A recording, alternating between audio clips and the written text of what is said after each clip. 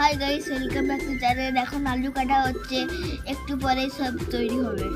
বলবে লে লে লে আমাদের এখন আলু চটপটি হচ্ছে, এখন মাখানো হবে, দেখবেন মাখানোর ভিডিওটা। এখন ছোলা ঢালা হচ্ছে, দেখে নেন সবাই।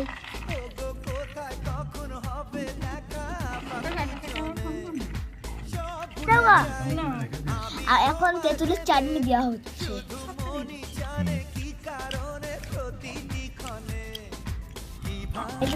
এরপর চাট মশলা দেওয়া হচ্ছে, এরপর দেওয়া হচ্ছে ভাজা জিরে, এরপর দেওয়া হচ্ছে নুন।